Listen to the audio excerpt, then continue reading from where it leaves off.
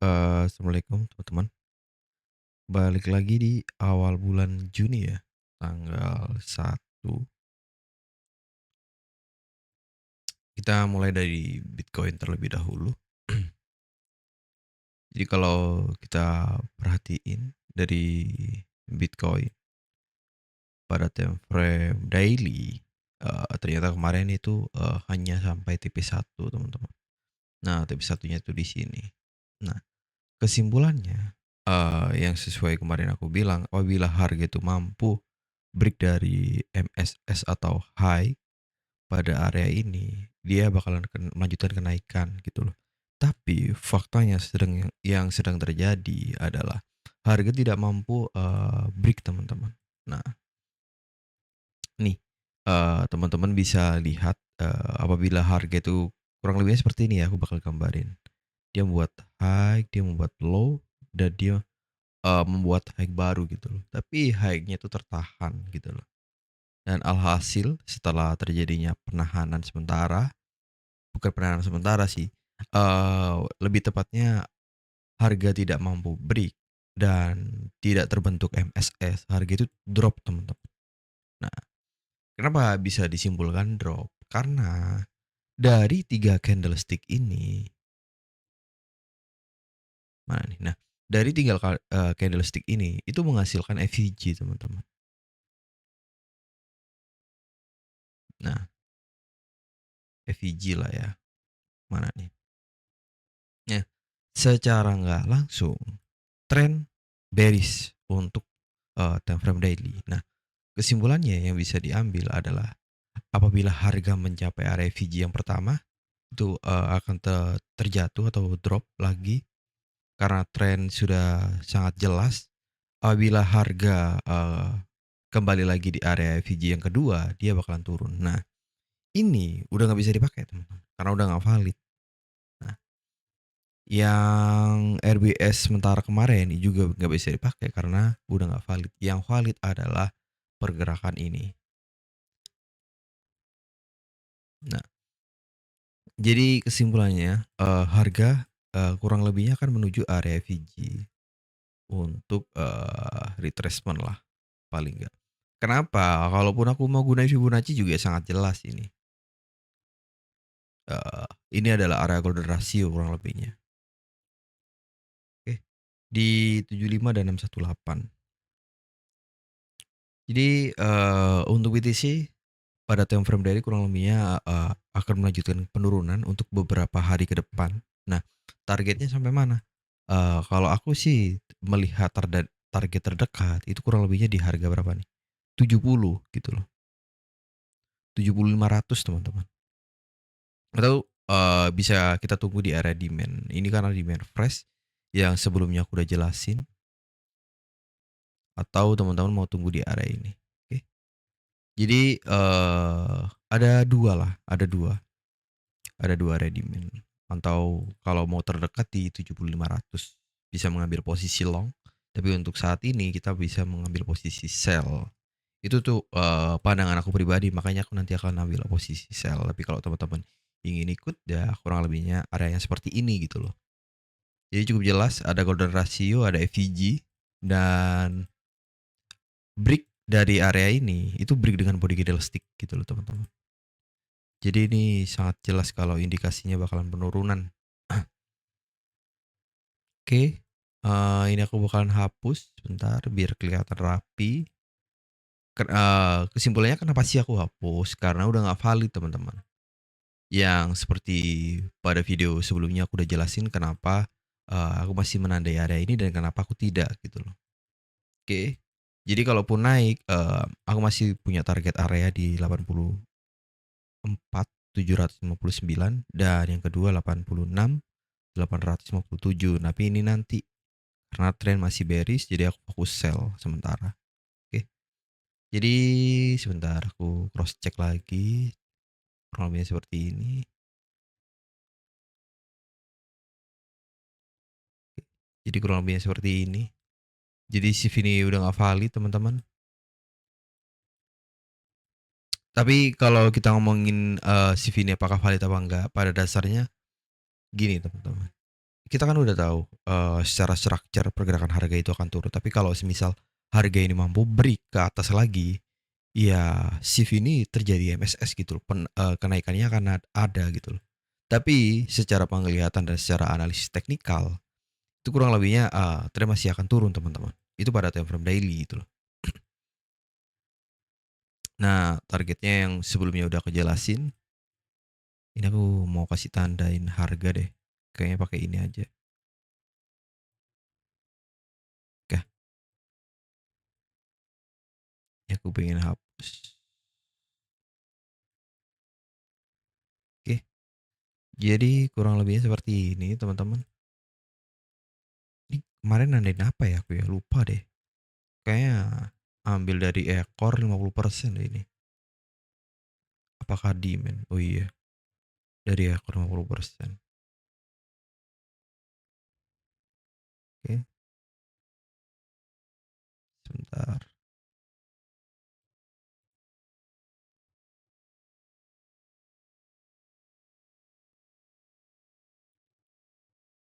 Oke, jadi kurang lebihnya seperti ini. Aku bakalan next ke XAU.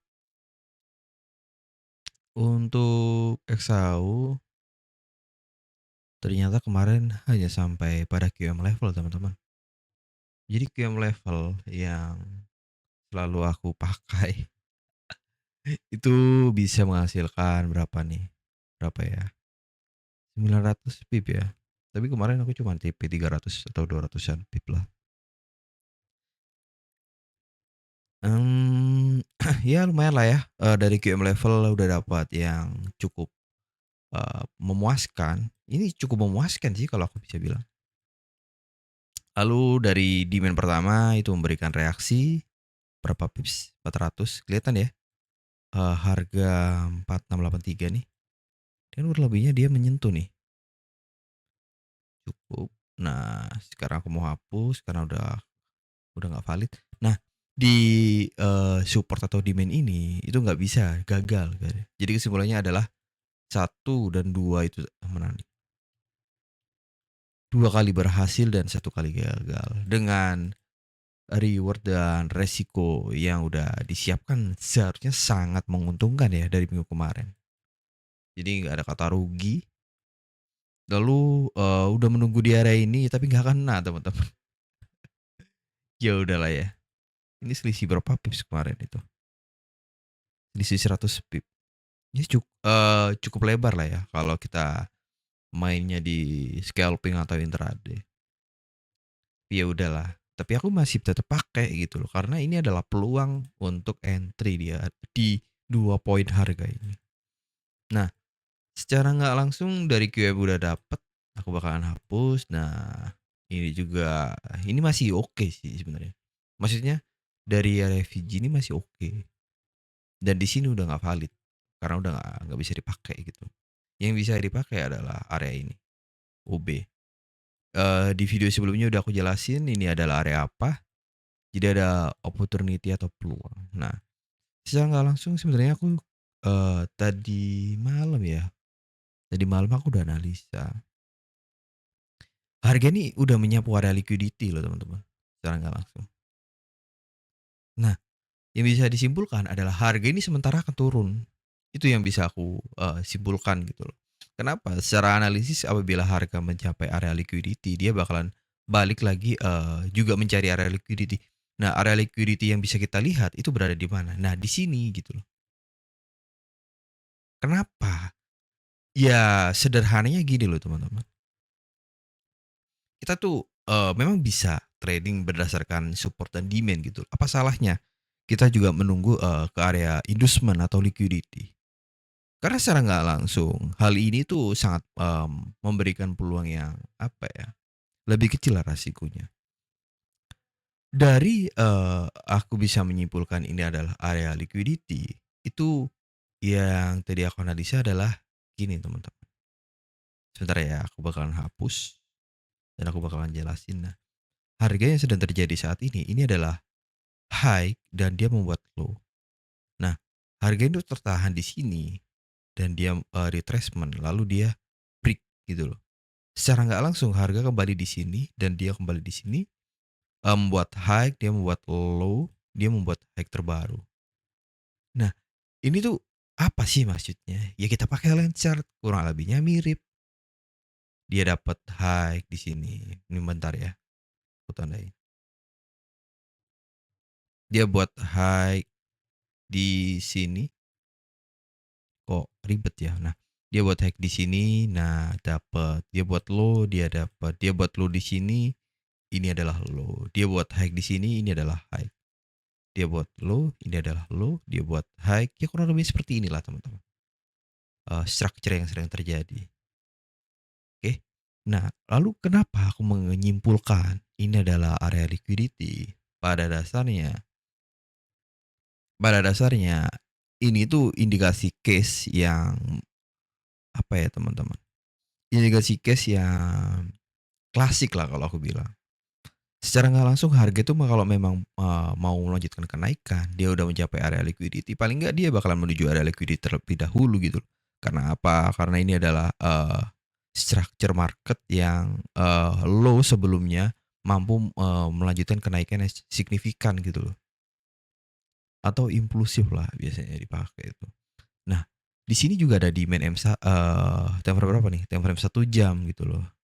Demand apa? Ya demand doji. Simpel kan? Secara bukan simpel aja sih. Secara nggak langsung kita udah antisipasi gitu loh. Antisipasi yang dimana liquidity itu ada gitu loh. Udah disiapin lah paling nggak. Nah, secara nggak langsung ini adalah resisten sebelumnya. Oke. Resisten ini bisa kita ambil pada price action line chart.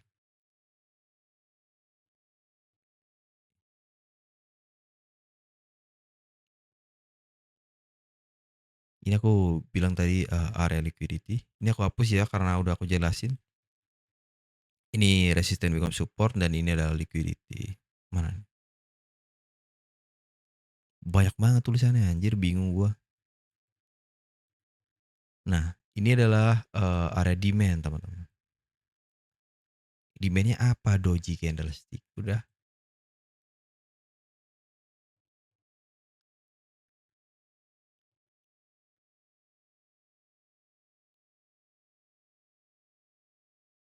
Jadi cukup jelas. Di sini ada area BS, ada demand. Oke. Jadi ada opportunity untuk posisi buy di pertama. Dan yang kedua tetap menunggu di area OB karena cukup jelas peluangnya bagus lah ya. Makanya nggak aku hapus dan aku masih pakai. Masih fresh lah area ini. Area OB ini. Lalu untuk yang selanjutnya support yang bisa kita pantau itu ya sangat jelas itu di sini teman-teman. Sangat jelas ini. Kalau biasanya anak-anak atau teman-teman lah, teman-teman pakai itu candle kejepit lah ya. Aku ngambilnya itu paling enggak itu di ekor teman-teman. Kenapa? Ya resikonya lebih kecil. Tapi kalau kita mengambil secara keseluruhan time frame seperti ini ya besar. Kan gitu aja teman-teman tradingnya. Nah, kenapa mengambil di ekor? Karena secara resiko lebih menarik. 110 pips lah. Kalau kita ngambil body candlestick berapa? 100 berapa tadi? 100. Iya 200 pips. Sangat jelas kan kalau ini bakalan memperkecil resiko. Tapi kalau teman-teman pengen memperkecil lagi ya silahkan, nggak ada masalah buat aku. Nah, ini bakalan aku ambil. Biasanya sih aku nyebutnya OB. Biasanya ada demand atau candle kejepit terserah teman-teman. Oke. Jadi cukup jelas sih sebenarnya di sini juga bisa teman-teman. Kalaupun mau ngambil, tapi secara nggak langsung kalau aku melihat case seperti ini, nih di area ini deh, kelihatan ya. Secara nggak langsung tuh apa ya bisa dibilangnya? FVG boleh kalau kita menyimpulkan ini adalah resisten yang sekarang akan menjadi support. Tapi apakah ini bisa dikatakan support? Ya bisa kalau ada indikasi penahanan harga di sini gitu, teman-teman. Tapi kalau setelah aku cek pada time frame kecil itu nggak ada teman-teman. Oh ada, adanya di M3 dan M1. Tapi secara nggak langsung ada di M3 atau M1. Tapi secara nggak langsung teman-teman. kita itu juga perlu konfirmasi. Nah, dari kita menggunakan template kecil ini kan paling nggak, menghindari noise lah atau kegagalan. Nah, bisa kita ambil, cuman karena aku sih menunggu konfirmasi, konfirmasinya seperti apa. Ya udah tunggu break market structure, ini MSS atau quotes, dia retracement dan aku follow buy. Ini, cara yang, apa ya, yang biasa aku pakai lah kalau misal aku punya area FVG atau setelah terjadinya sweep by liquidity, aku pasti menunggu area MSS, gitu loh. Jadi, silakan kalau teman-teman mau coba, ya yang pasti aku juga bakal mau coba sih. Cuman kan, areanya cukup lebar gitu, paling nggak aku menunggu konfirmasi aja lah. Mungkin aku pakai 50%. Nah, dalam artian 50% itu di harga 4453. Entar aku tandain. Nah, iya, udah. Jadi ada satu 2 3 area dan untuk yang terakhir sih, aku lebih suka tunggu di sini deh, teman-teman. Tapi paling nggak ada 3 area yang bakalan aku ambil. Sebentar, aku kok penasaran ya, ini ada apa ini? Harga berapa ini? Secara nggak langsung dari, apa ya, ekor inilah. Jadi ekor ini kok ada sesuatu yang aneh gitu loh. Aku belum beda sih. Oke, di M berapa tadi? M30 ya. Price action itu mampu closing di sini. M5 coba. Oke. Jadi secara nggak langsung cash atau indikasinya sih cukup jelas ya teman-teman. Kalau harga berapa tadi? 4401 itu ada indikasi yang dimana pergerakan harga itu mampu melakukan penolakan. Di sini juga, dan di sini sebelum terjadinya break itu ada teman-teman. Kelihatan ya ini? Jadi boleh dipantau dengan catatan, aku pastikan teman-teman bisa menggunakan konfirmasi kalau melihat case seperti ini. Tapi kalau case-case yang seperti aku sudah kotakin, ya kalau mau buy limit juga silahkan. Tapi kalau dengan case seperti ini, menandai harga, aku bakalan menunggu konfirmasi. Oke, konfirmasi apa? Banyak, ada MSS, paradigm kecil, ada doji, atau pola candlestick. Jadi, berapa nih? Satu 2 3 4 5. Banyak kali ya? Satu 2 3 4. 4 deh teman-teman. Ini cuman apa ya, cuma acuan aja kenapa aku mengambil gitu loh, karena indikasinya resisten become support gitu loh. Tapi tetap aku bakalan nunggu di demand. Oke. Jadi ada 4 area untuk open posisi buy dan 2 area open posisi sell. Jadi kurang lebihnya seperti itu teman-teman. Thank you masih nonton video yang telah aku buat. Dan aku akhirin, sampai jumpa di video depan. Wassalamualaikum warahmatullahi wabarakatuh.